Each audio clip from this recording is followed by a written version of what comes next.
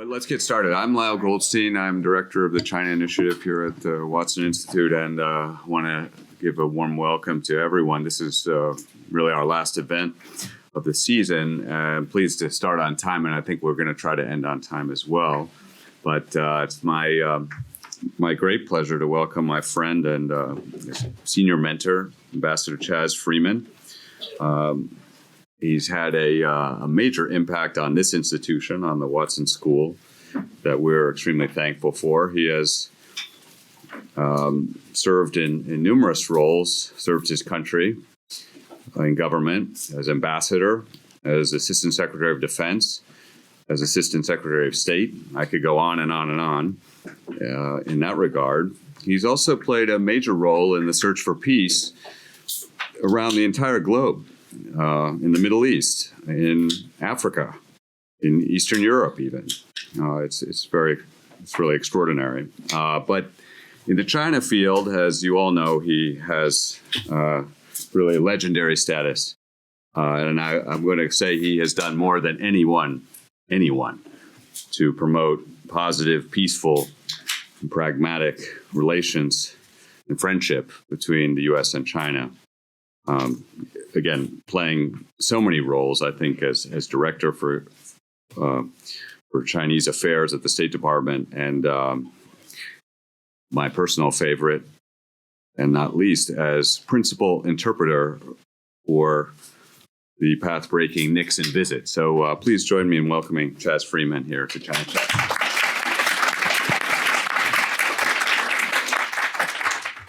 Thank you very much.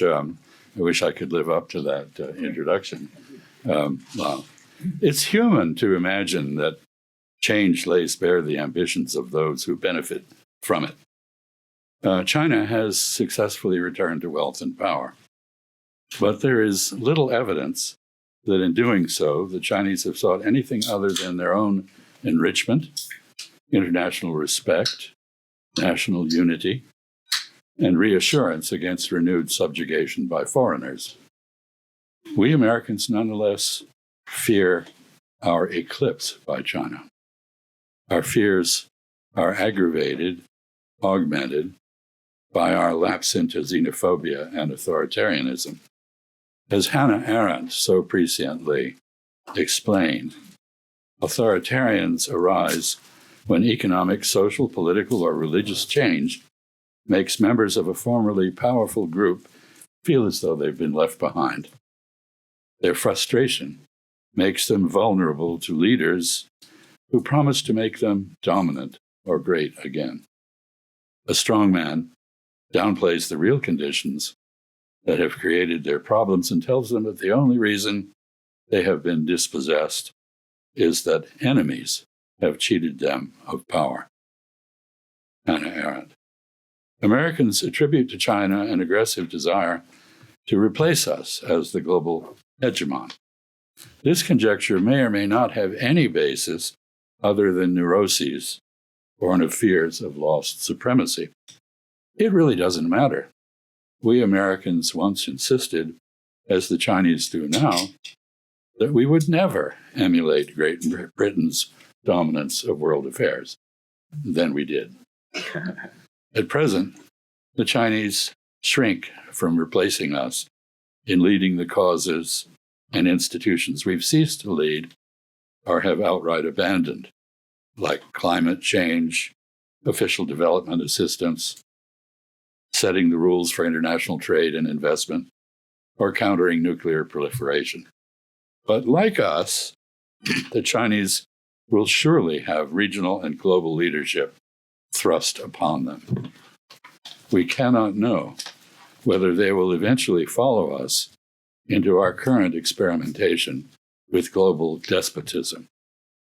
China's new global prominence reflects its ongoing national rejuvenation and the reality that China once again accounts for more than 1/3 of everything humanity produces. In purchasing power terms, China's economy is now much larger than ours. And in nominal terms, it is the greatest driver of global growth. China's become the largest source of financial and material support for the economic development of poorer nations. China is the world's largest trading nation. It is destined to become the world's biggest market for imported goods, supplanting the United States in that role. China is a civilizational state with what is possibly the most entrepreneurial population on the planet and the world's largest community of scientists and engineers. American efforts to stifle Chinese innovation have instead galvanized it. China now leads the world in the production of intellectual property and innovation in almost every field of science, technology, engineering, and mathematics. And China's increasing dominance of key consumer, industrial, and energy technologies enables it to set global standards for them. The United States is severing or attenuating ties to international institutions and other countries, while China is strengthening them. China now has the world's largest and most widespread diplomatic presence abroad. It's also the most prominent member of new institutions that complement and expand the purposes and programs of those the United States sponsored after World War II. By contrast, we Americans have chosen to oppose reform in legacy institutions and to exclude ourselves from the new ones. China tries hard to be inoffensive. Beijing practices what I call strategic neutrality. It keeps its commitments limited, its ideology both idiosyncratic and vague, and its ambitions restrained. It makes itself available as a conciliator, but avoids entangling itself in foreign quarrels. It does not seek to impose its political system or ideas on others. As the United States gains a reputation for bullying behavior, double standards, and indifference to crimes against humanity, China is self-consciously and somewhat improbably emerging as a global moral leader.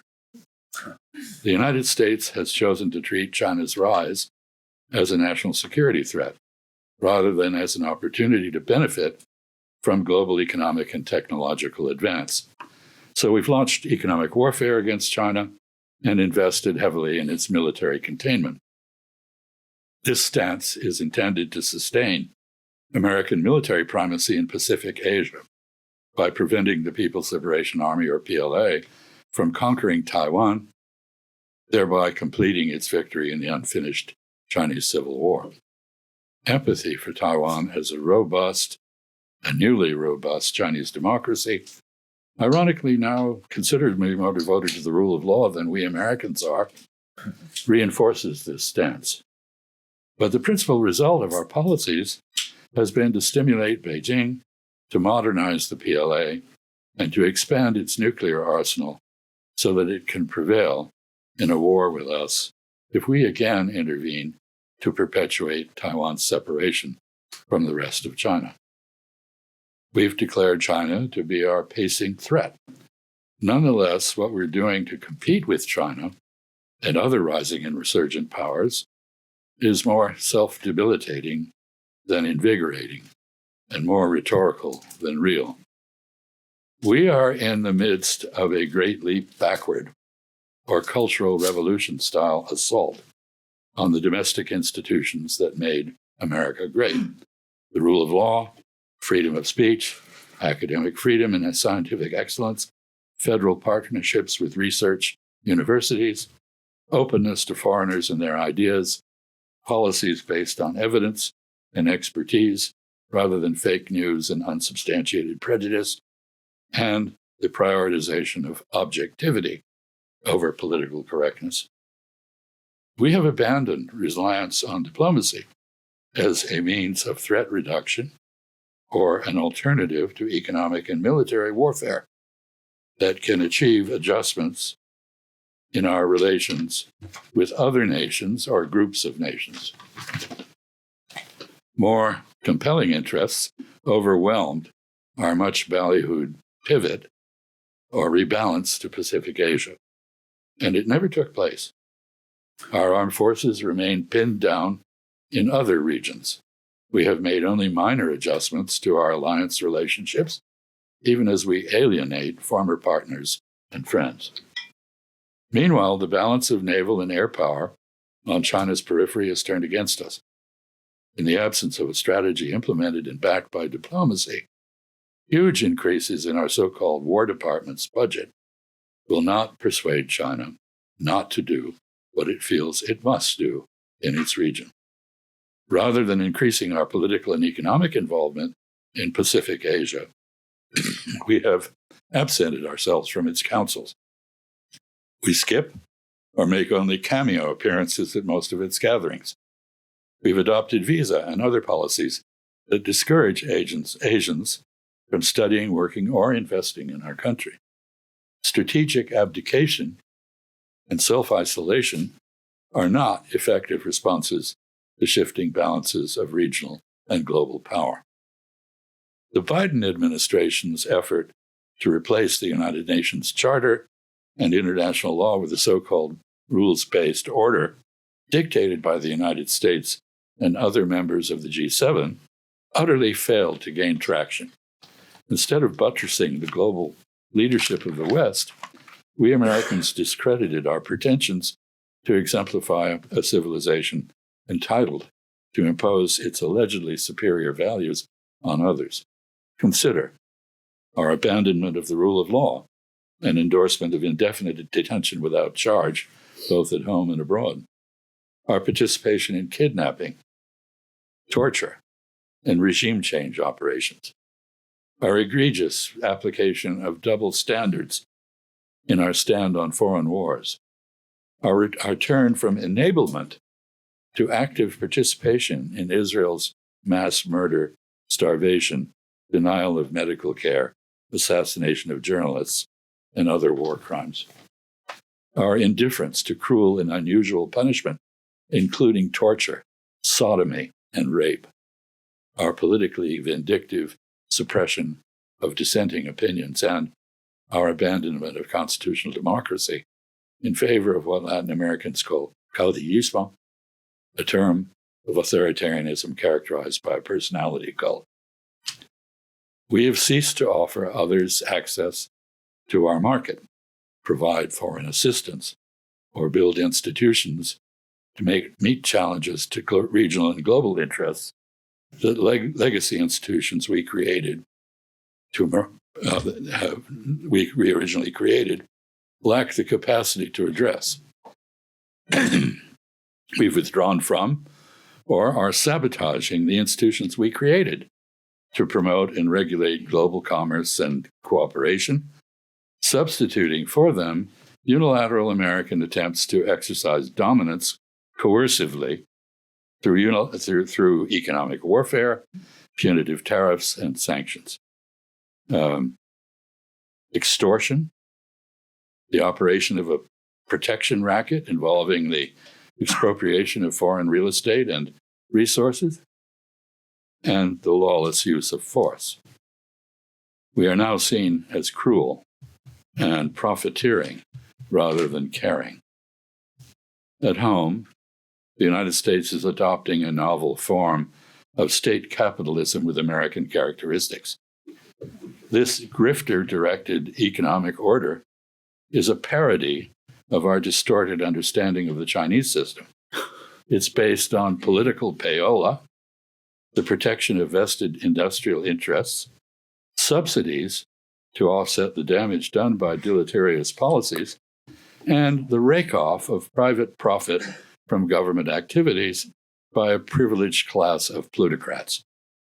Among other things, our version of state capitalism entails disregarding conflicts of interest to enable private enrichment at government expense, subsidizing uncompetitive economic sectors and protecting them from foreign competition, disinvesting in education, scientific research, and government services,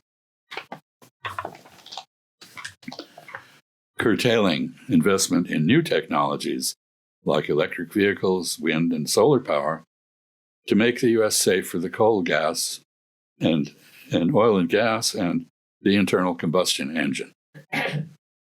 snatching partial government control of key industries by extorting equity shares from them in return for policy favors, relying on credit rollovers rather than tax revenue to finance unprecedented levels of government debt. The world economy no longer revolves around the volatile, contracting, and increasingly inaccessible American market. It is fragmenting into multiple regional trade and investment regimes whose only common characteristics are, first, their exclusion of the United States, and second, their commitment to restoring and enhancing the open trading regime once embodied in the World Trade Organization, WTO. Smaller economies are shifting toward reliance on larger ones that can guarantee trade and investment. Sadly, the United States is no longer a dependable source of either. America also no longer leads most fields of science and technology. Recent polls suggest that as many as 3 out of 4 scientists in our country, both native and foreign-born, have considered or are considering emigration. We are making the United States an ever smaller yard with an ever higher fence. Exporting scientific talent is a damaging blow to our ability to compete with China or other rising or resurgent powers.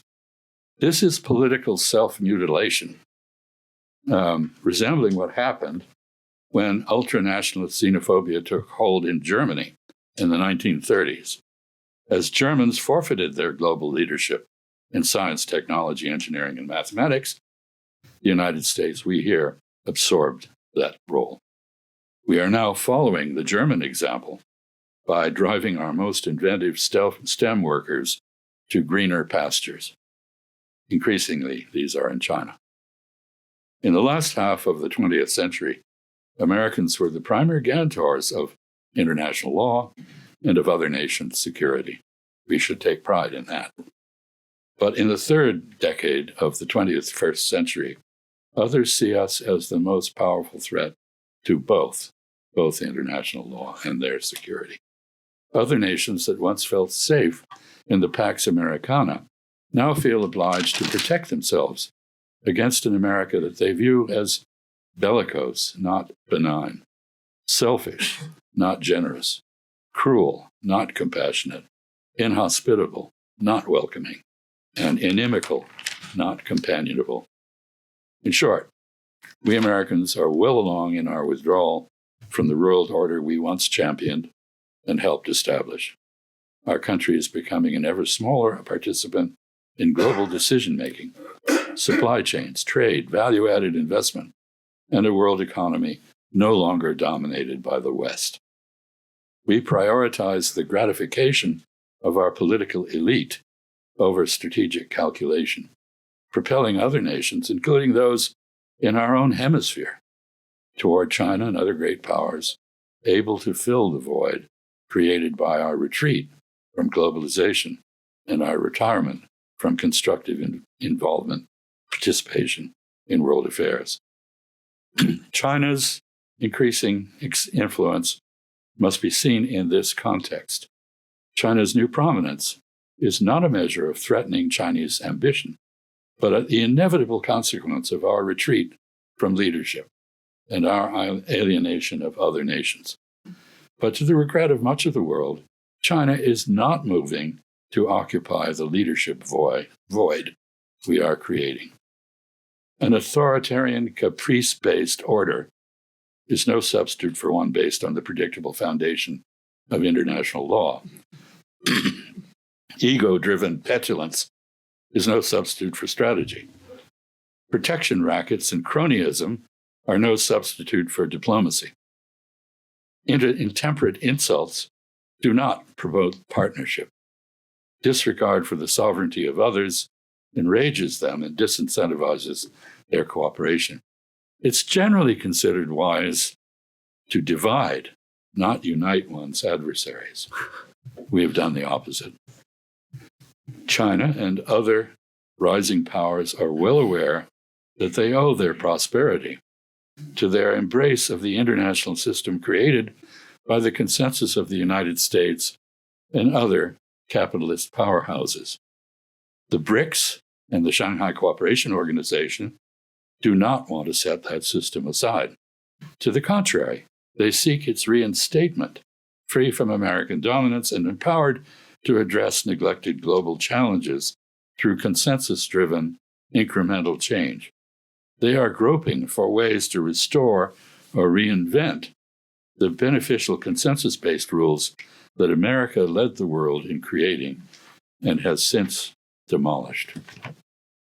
If the WTO, the World Trade Organization, cannot be rescued from U.S. sabotage of it, its market and dispute resolution functions must be recreated in subglobal form. The challenge is to create substitutes for the growing number of institutions the United States now shuns or blocks. Doing so will require resorting to ad hoc conferences and gatherings to address planet-wide issues that the United States officially denies exist and won't allow international organizations to address. It demands developing trade settlement mechanisms that flank the increasingly weaponized US dollar. It suggests looking for ways to preserve value that reduce reliance on the dollar as a reserve currency. It means forming new defensive coalitions, ententes, and alliances to make up for the lost protection of international law and the transformation of the United States from military protector to uninhibited predator. Meet the proposed new world order, same as the old one, but under new pluralistic management and regulated by new institutions. America has turned its back on globalization, but the world beyond the transatlantic community continues to globalize. American strategy has always aimed at preventing the rise of a Eurasian hegemon that might menace our global primacy. But our confrontations with China and Russia have pushed them into a close embrace, to which other U.S. policies have now added Iran and North Korea.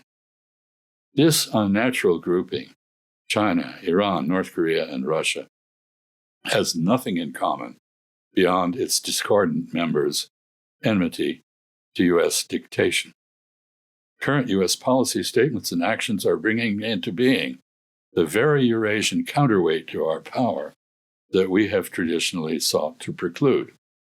3 months ago today, at the Shanghai Cooperation Organization Summit in Tianjin, the leaders of 3 of the 4 major power centers on the Eurasian landmass, China, India, and Russia, joined in a defiant response to American unilateralism.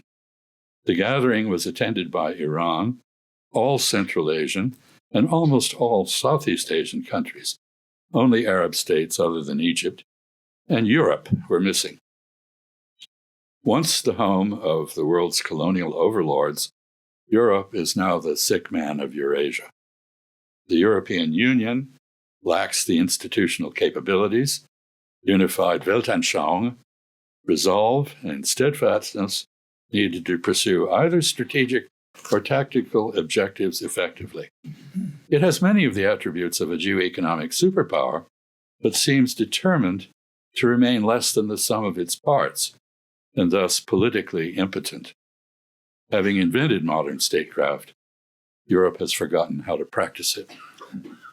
Europe's malaise and declining competitiveness will not be restored by the weird combination of austerity, rearmament, and embargo of Russian natural resources most of its governments have adopted.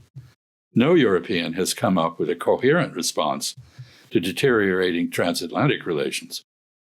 Russian advances in Ukraine, energy insecurity, China's increasing technological prowess, or the emergence of a world order no longer centered on the West. In short, Europe is adrift. No one can now confidently predict Europe's future geoeconomic role or geopolitical orientation. The other major absentee at the Tianjin gathering was Japan. whose defeat in World War II was celebrated 2 days later in a grand military parade in Beijing. For its own reasons, India did not attend that parade. But Japan's efforts to persuade other Asians not to do so failed. The military might on display succeeded in demonstrating a convincing ability by China to defend itself against the United States if Americans contrive a bloody rendezvous with Chinese nationalism, something we increasingly risk, as does Japan. The United States is 7,000 miles away from the East and South China Seas. Distance attenuates power. Great distance attenuates it greatly. Together, the SCO, the Shanghai Cooperation Organization, meeting at Tianjin, and the Beijing parade raise unwelcome questions. How long should Americans expect to retain the political military dominance we have enjoyed in Pacific Asia since the defeat of Japan 80 years ago? Beyond that increasingly ripe conundrum, what is our strategic view and focus? To what extent does our view of Japan's role in Pacific Asia or the Indo-Pacific coincide with Japanese aspirations? Must we follow Japan's recent threat to extend its defense perimeter to include Taiwan? Do we manage that we can move India, a resolutely independent player, on the geopolitical chessboard? If so, where and how? What if Pakistan and its apparent extension of nuclear deterrence to Saudi Arabia against our nuclear-armed Israeli client state? Can we extricate ourselves from the moral turpitude and alienation of the global majority that complicity with Israel in genocide has entailed? Will Latin America accept a return to lawless U.S. overlordship of the sort that we seem to be pursuing? How do we propose to deal with the countries of Africa as they rise in demographic and economic weight in association with China, Arab states, Brazil, India, Russia, Turkey, and other resurgent powers? Are we capable of minding our own affairs? Is building barriers to cooperation with other countries a feasible way to do that? All these issues impinge on our relationship with China for the simple reason that for the first time in its long history, China is a world power. That is, a nation whose economic, political, and other interests and policies must be considered everywhere on the planet, as ours must. Anywhere we appear to push other countries around, they will seek to enlist China in opposition to us. China will not necessarily accept such invitations, as its cautious policies in West Asia and the Western Hemisphere suggest, but we cannot rule this out. After all, we are currently engaged in a strange version of self-containment, retreating politically and economically while uniting allies, friends, and foes against us. Our media curate reality rather than reporting it. Our government is systematically stripping itself of expertise and competence. While other governments are willing to talk to us, they no longer follow our lead or replicate our policies in their relations with other countries. We may inadvertently be creating a world divided between the United States and a few vassal states and a global coalition or sphere of influence, animated by aversion to our selfishness and bullying behavior and aligning against us with China. At the Sino-American Summit in Busan, our president acted as though he understood that we can neither outcompete China nor win a war with it. China has learned how to use export controls, sanctions, boycotts, and embargoes from us to put pressure on countries that challenge it. Will it wield its growing strength as unilaterally as we have done as our power diminishes? Will it emulate our new disdain for international comity? Is the West up to countering a China behaving like we do? Western international prestige and privilege have been overtaken by events. And the West, as we've known it since the 1940s, is moribund. It still has 3 permanent members to cast vetoes in the UN Security Council, but it lacks both the cohesion and the authority to control the direction of world events. China has many problems, but most of them do not conform to those that career anti-China polemicists have predicted. China shows no sign of collapse. It is not growing old before it grows rich. It is instead growing rich through automation and offshoring those labor-intensive industries that cannot be manned by robots. Negative population growth, plus steady economic growth and gains in productivity, foretell considerably higher per capita incomes for the Chinese people. Most Chinese do not share our distaste for their political system. Unlike us, China is not at war with other countries. It may yet be able to conclude its civil war through shows of force, assimilating Taiwan by making the island an offer it cannot refuse, rather than through outright warfare. We better hope so. Our current mindless drive toward war with China over Taiwan can only end in tragedy for all concerned, including Taiwan. It is, of course, not inevitable that China's progress toward greater affluence and global leadership will continue without interruption. Many things have gone wrong for China in the past. Much could go wrong for it again. But hoping that China will suffer unanticipated setbacks is not a strategy. The fact is that the United States does not have a plan for dealing with the most probable scenario before us, a world in which China has returned to the preeminence of past millennia. We need to conceptualize one. This means we must nurture a realistic understanding of China and the Chinese, not engage in spurious reasoning by analogy. China does not seek to conquer or abridge the sovereignty of its neighbors. It is not engaged in a search for Lebensraum or foreign colonies. It has no theory of manifest destiny. Its warring states period, in which it resembled Europe or India in the viciousness of its internal rivalries, is long past. It is unlikely to follow either our path or that of other civilizations. Tragically, whatever the source of our current approach to managing China may be, it is not expertise. We are now led by China hawks who've never been to China or studied it, but who are convinced they know everything they need to know about it. Our president's first and only visit to China was as president, in the security cocoon and perceptual bubble that presidential visits entail. Neither our Secretary of State, who was in fact sanctioned by China, denied entry to China for his vituperative comments about it, nor our so-called Secretary of War have ever been to China. The architect of the administration's trade and investment war on China, Peter Navarro, sometimes known as Ron Varro, with whom he conducted an active dialogue, made his career with decades of China bashing, but had his first and only visit to China in 2018. He's not been back.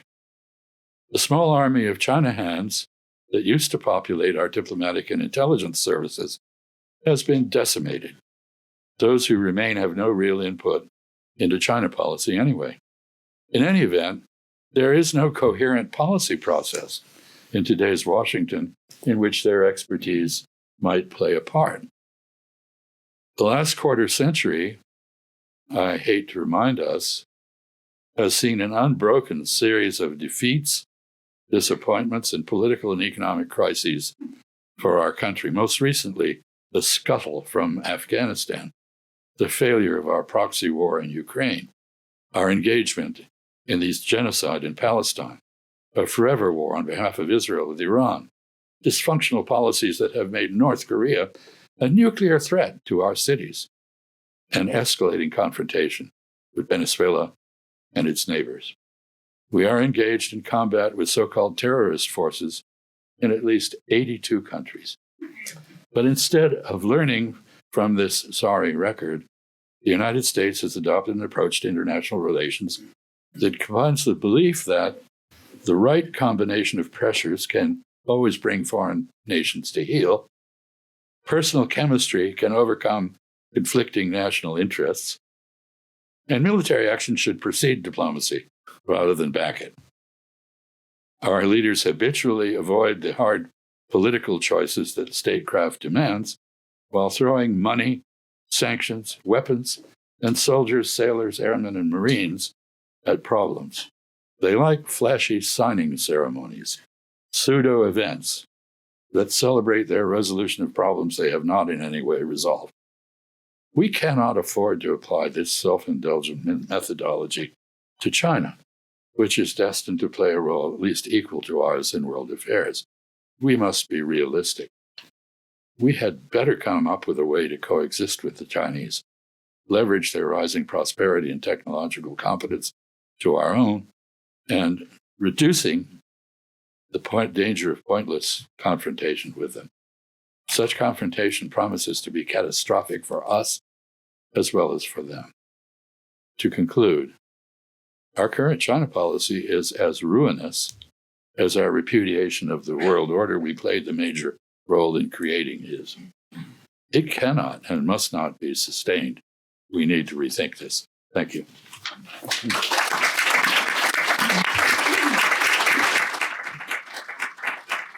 I apologize for not saying what I mean, what I think. Okay, thank you. I'm reassured to see this room as full as I thought it should be. And that's a wonderful tribute to the man next to me and his incredible career and wisdom. So let's have some questions.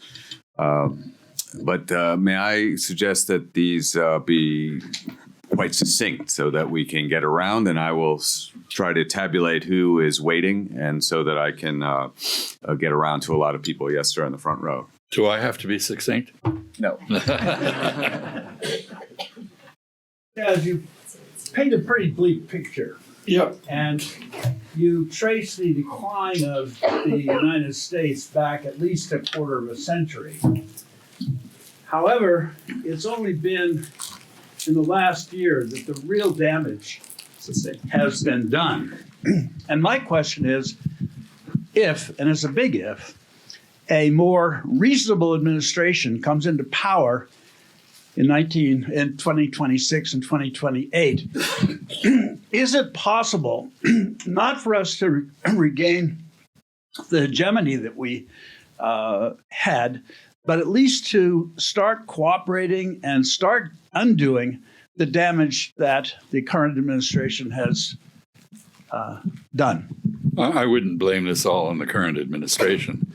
I know that the Biden administration suspended adherence to international law in favor of what they called the rules-bound order, and that it was they who got us into the war in Ukraine, and it was they who tolerated the genocide, the beginning of the genocide in Gaza. So I think this has been a progressive phenomenon. After all, it was President Obama who killed 2 American citizens in Yemen with no due process. We've seen a deterioration in our standard of culture, civilization, adherence to the Constitution. Having said all that, of course, we can reform and repent. And I am reminded of a Chinese theory of historiography. I don't believe in theories generally, but this is worth citing, that the dynastic cycle in China, meaning the oscillation between constitutional orders, a dynasty being a constitutional order, suggests that dynasties can have a lifespan of about 225 to 250 years, at which point, in the Chinese experience, one of 3 things happens. There's an internal rebellion, generally rural in nature because of Chinese society, by the farmers. The dynasty is overthrown. A foreign invader comes, the Qing or the Mongols, and overthrows the dynasty. And China is then ruled by foreigners. Or, occasionally, as in the case of the Han, the dynasty picks itself up, and while it can't regain a golden age, it has a silver age. We're 249 years into our independence. Okay, let's get another question. Professor Head here. Jim Head, Planetary Geology at Brown. Ambassador Freeman, when the Chinese land humans on the moon before 2030, well before the United States will, what do you think the effect will be on the United States and world perception? Well, I would like to think that it would galvanize us as Sputnik did, but I'm not sure. A lot of people seem to believe that scientific exploration is something we no longer need to do. And the Chinese space program, by the way, is, interestingly, it's fundamentally modeled on Gerard P. O'Neill's, what was that called? Something Frontier, High Frontier. This is back, he was a Princeton professor back in the 1970s, and he devised a scheme. And I actually talked to the Chinese space leadership about this, and they're following exactly his path. So you should, if you haven't read that book, do so. Basically, it leads to the occupation of part of the moon, the use of railguns to shoot material from the moon into the Lagrange points where gravity is equalized, the establishment, the building there of power stations and factories in zero gravity, and the beaming back to Earth through microwaves of electric power. That was O'Neill's idea, the technology of the time. We could have done that. The technology of today, we can do it a lot better.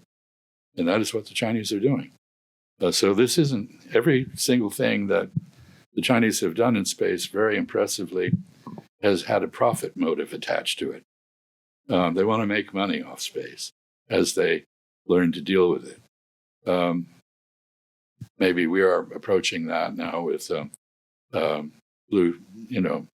Elon Musk and company certainly seeking for profit in the high space.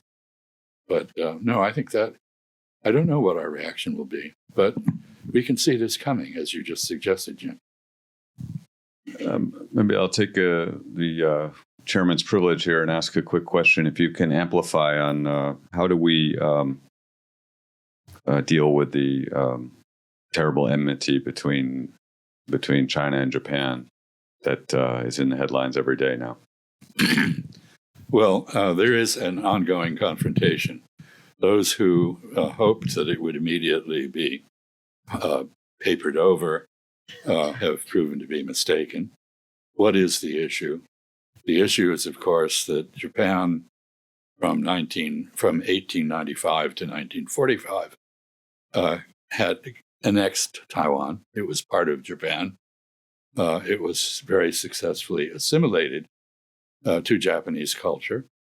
And it was recovered under the Cairo and Potsdam declarations of World War II, which stated our war aims, recovered by the Republic of China, then capital Nanjing on the mainland in 1945 with our help. 1949, the Republic of China, the remnant of it, fled to Taiwan. What the Chinese have just done is very interesting. Xi Jinping, in his latest pronouncement on this subject, said that the recovery of Taiwan for China was a major result of World War II and an integral part of the post-war order. In other words, he is now picturing Japan as revisionist because Prime Minister Takaichi, in a slip, she's an experienced politician, she should know better than to answer a hypothetical question, did answer a hypothetical question in the Diet by suggesting that Taiwan was now once again part of Japan for defense purposes. And this, of course, it would embolden people in Taiwan to continue to pursue independence rather than reassociation with the rest of China. And therefore, it is a strategic change of some significance. But, and therefore, the Chinese have not given up. But I note, finally, on a note of hope, that while there have been incidents in China, for example, Japanese singer pulled from the stage in the middle of a concert canceled with no prior notice. One singer at a concert appearing in an empty concert hall where no Chinese who had bought tickets attended. This is being widely criticized by Chinese netizens, commentators on the internet, as excessive and uncivilized. And I think there's an effort to rein back some of the more egregious anger that Madam Takaichi has evoked. Okay, great. I'll remind people to be concise. We'll try to get around to a few more questions and make sure to raise your hand so I can see it. Somebody in the back. Sir, apologies, sir. Yeah. Oh, yes, of course. Thank you very much for coming to speak with us. So we have a joint question here from the Army and Navy fellows of the Watson School. I didn't know you guys got along. December 12th we won't, but that's okay. Right, yeah. Army-Navy game is next weekend. Yeah, I thought so. So we were just wondering if you could talk a little bit about how you think that the Departments of Defense and State might be able to work a little bit together in the future towards the type of policy that you said that you'd like to see the U.S. adopt towards China and the Asia-Pacific region. There is a prerequisite for that, which is the restoration of the interagency policy process, which essentially has been destroyed. Marco Rubio is simultaneously Secretary of State, National Security Advisor, the National Archivist, and the Director of what remains of USAID. And he can't do any of those jobs at all. He's not in Moscow today. We have two business cronies. One is the son-in-law of the president, representing us in discussions with Vladimir Putin, who the last time I looked was not a pushover. Where is Marco Rubio? I don't know, maybe bombing Venezuela. So the prerequisite is the restoration of an orderly policy process. That requires a reconstitution of the National Security Council. And frankly, it requires a president who's willing to listen to policy advice rather than react with his gut. He may be right sometimes, but it's not a studied process by which we make policy. A second problem is this. The Pentagon, although as I joked with you before the session, it's about to be torn down because acronyms cause cancer. The Pentagon is intact. The State Department has been almost obliterated. There is no value placed on professional diplomacy. I would argue, as a Foreign Service officer, 30 years of service, that we were never as good as we should have been, but we could have been more professional. I like very much the habit you have in the military of hot washes, after action reports, scrubs to what went right, what went wrong, why did it go right, how could we do this better? Diplomats never learned that very healthy habit. So I would like to see the Department of State rebuilt along rather new lines, and the diplomatic service more professional. But at the moment, we are just about to send an ambassador to Singapore who emulates one of his predecessors when Lee Kuan Yew, one of the wisest statesmen in the world, casually mentioned something about the two Koreas. Our ambassador's response was, "There are two Koreas? Why?" You can't make this stuff up.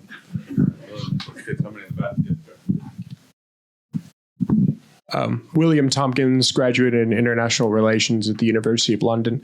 Right. My question is, Consolida Rice a couple of weeks ago was at Brown University where she made reference to transformative diplomacy, as she called it, which was the U.S. using economic leverage to push for social change in both developed and developing world countries. And this has become a theme with some of the you might call revisionist or re-emerging world powers, particularly Russia, with President Vladimir Putin making pretty frequent references to LGBT ideology, etc. How much does this play into, in addition to U.S. economic and military decline, as well as U.S. diplomatic blunders, how much does that play into angering the various countries around the planet? Well, I call what Condi Rice described the missionary position. It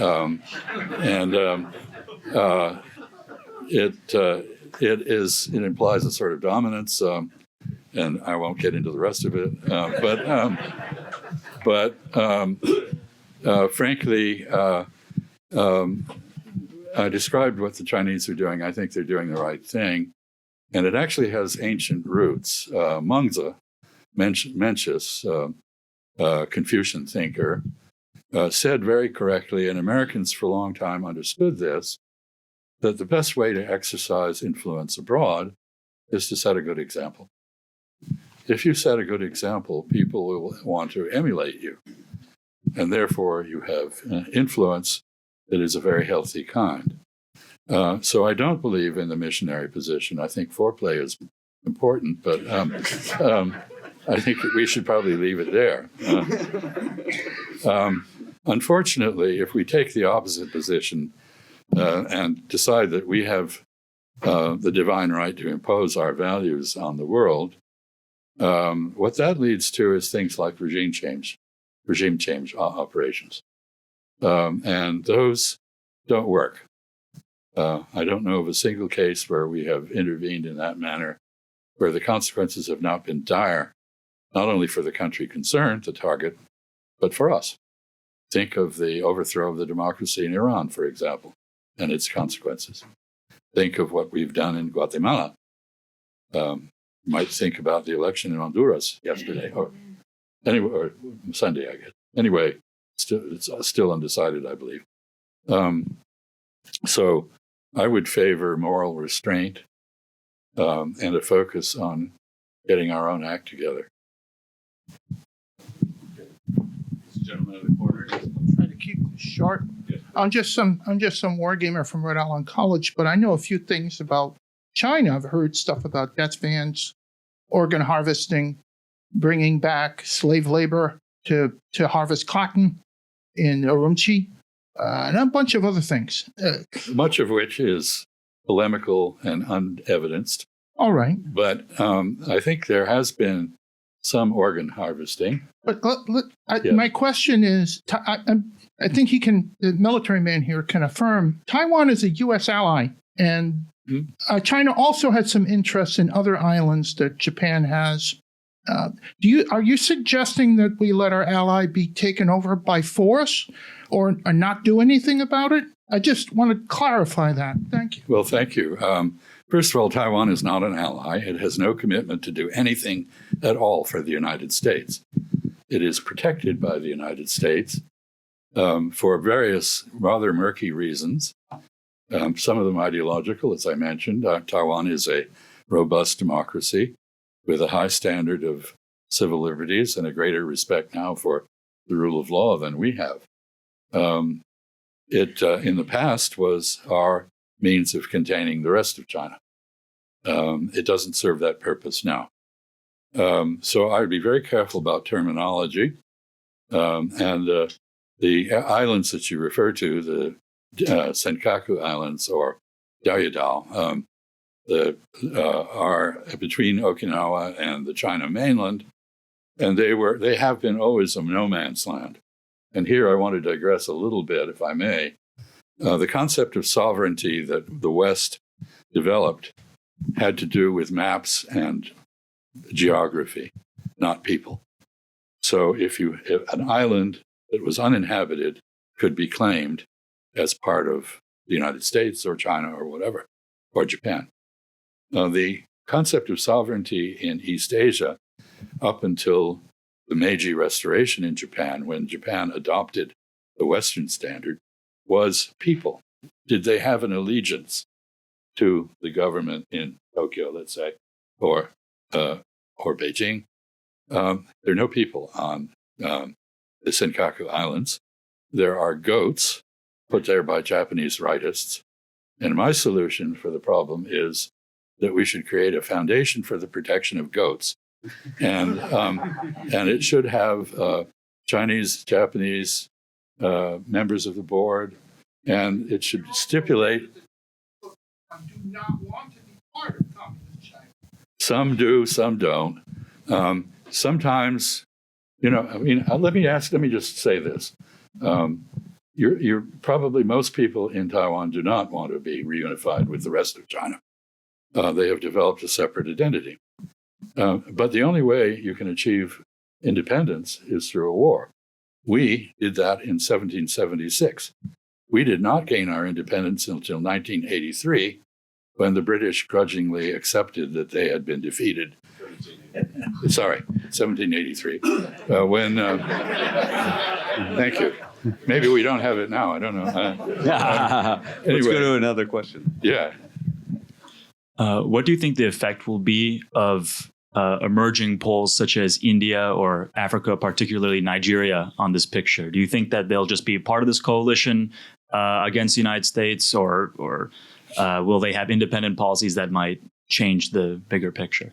I prefer the word multinodal to multipolar, because a pole is the end of a two-dimensional line, and a node is a three-dimensional object which you can connect many things to, thick things, thin things, and it can turn because it is in three dimensions.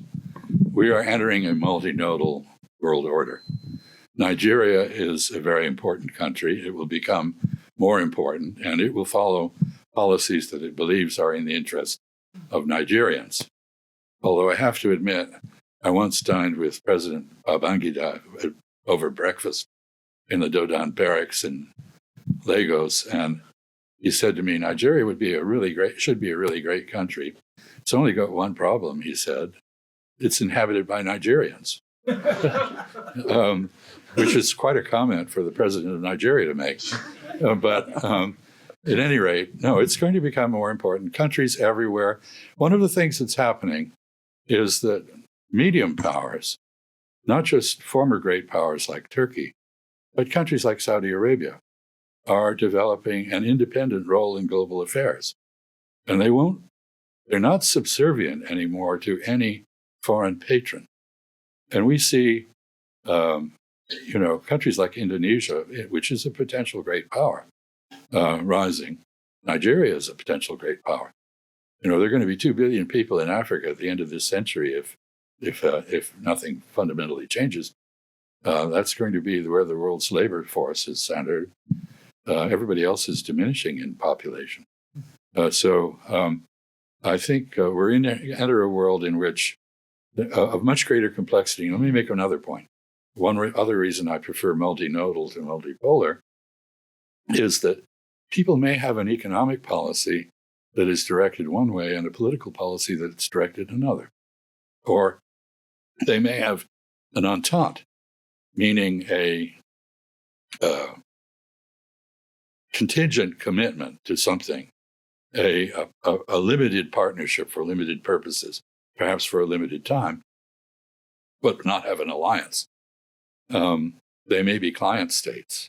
They may have the patronage of someone for some purposes, but not for others. So I think we're entering a far more complex world. And it's nothing like the bipolar order of the Cold War. And it isn't going to be a G2, as President Trump hinted it might be at Busan. And it's going to be a far more complex kaleidoscope. And this is one reason why, to go back to what needs to be done to be a little smarter in statecraft, we need to recover diplomatic agility. We're not engaged in the trench warfare of the Cold War anymore. So I think we have just time for one more question. So, Chas, the year 2027 is looming, and do you think that Xi Jinping is going to take action, and in particular, do you think they might institute a blockade of some sort, either economic or military? Well, I think Lyle has studied this question in more detail than I. But briefly, I would say, first of all, the Chinese, Xi Jinping included, absolutely do not want to go to war over Taiwan. They want to overawe Taiwan to the point where they can do what the Godfather did. Maybe put a dead horse head in Taiwan's mouth. I don't know. They can make Taiwan an offer it can't refuse. In other words, convince Taiwan that its best course of action is a negotiated accommodation in which the mainland will make major compromises, and Taiwan may retain a separate status for an agreed period. That's what they want. They don't want to get into a war. They know that a war not only risks an American involvement, which would not be a good idea, by the way. There is a phrase in Chinese that summarizes their military doctrine, "Ni bu da wo dani, ni da wo bi dani." You know, if you don't strike me, I won't strike you. If you strike me, I'm going to strike back. And, you know, you can't have a limited war if you're striking the Chinese homeland. That is not how we conducted Korea and Vietnam, where they were involved. We will get struck. That's why they're building the big nuclear force they are, because they want to be able to have us understand that if we use nuclear weapons on them, we're going to suffer.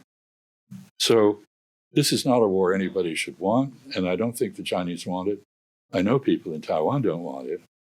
But the net effect of, go back to that question of our policy has been to enable Taiwan to avoid negotiation, which is, in my view, not wise. I mean, if we really want a peaceful settlement of this, as we have consistently stated, how do you get a peaceful settlement? You talk. We don't. Our policies at the moment are purely military deterrence. We don't have any other policies on the Taiwan issue. We're not engaged in a dialogue on it with anybody, not Taiwan, not mainland. So this is a major issue we need to rethink. And of course, we should be considerate of Taiwan. People in Taiwan are our friends. They have been for a long time. We shouldn't sell them out. We should be helpful to them. I don't think we're being helpful to them by setting them up when the only solution to the issue of Chinese nationalism is a war. So I'd try to find a way around that. Well said. Well, please join me in thanking.